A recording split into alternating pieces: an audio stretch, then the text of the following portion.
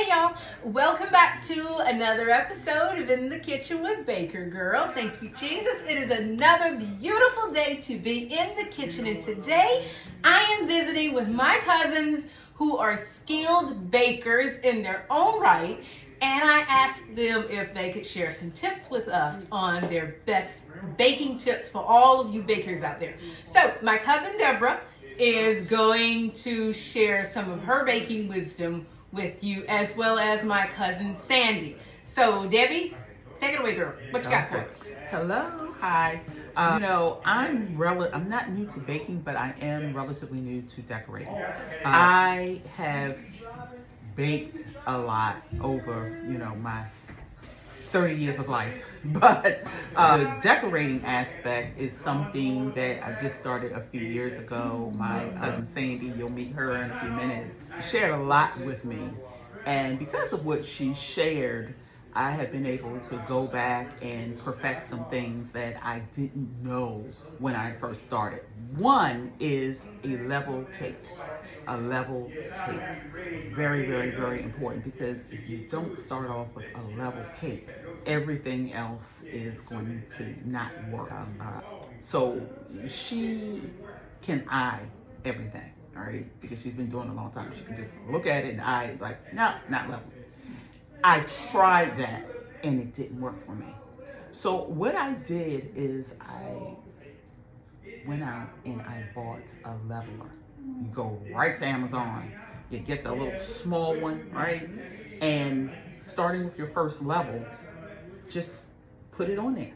And if it is kind of the level is too much to the left or too much to the right, then you need to make an adjustment, because it's very difficult to try to adjust the cake once it is already been coated. That's very true. Okay, so here it is, the handy dandy leveler. Thank you, Sandy. Thank you, Sandy. The handy dandy leveler. So after I do every layer, I put that down on it and I look, and I can easily make the adjustments before I get to the top. Because when you start at the bottom and everything, if it's not correct at the bottom, all you're going to do is exacerbate an already bad situation. And when you get to the top, the cake, you're trying to make an adjustment, and it's very difficult to do. Very true. Another thing I do is, we all want that perfect cake out the oven, right? You know how it looks. It's flat on the top, it's nice and high on the sides, but what if it domes? Because sometimes it does dome at the top. When you get the little hill, simply take a paper towel, put it on the top, and flatten it with the paper towel. So you don't have to do all that cutting, right?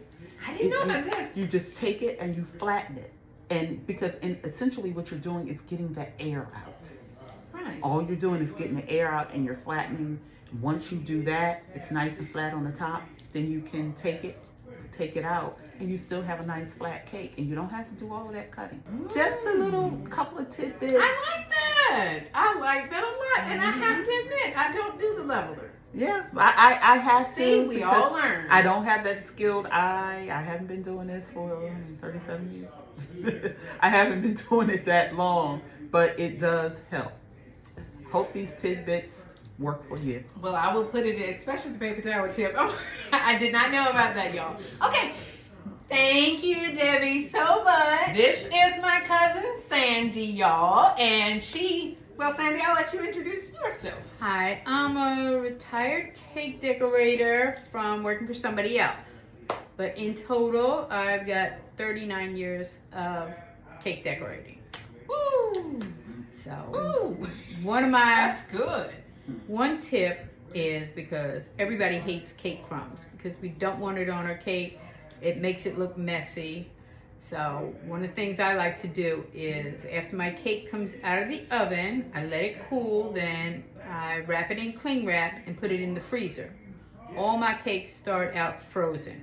The reason I do that is because this is the most successful way to get no cake crumbs. By the time you're done decorating your cake, you will have picture perfect icing. You're not going to have any cake crumbs because nothing's coming off, and your cake will be thawed by the time you're done decorating. Another tip for in case you want to venture and do a 2-tier cake. Instead of worrying, oh my gosh, is it going to fall off or something like that, for your middle support, make it tall enough to accommodate both cakes.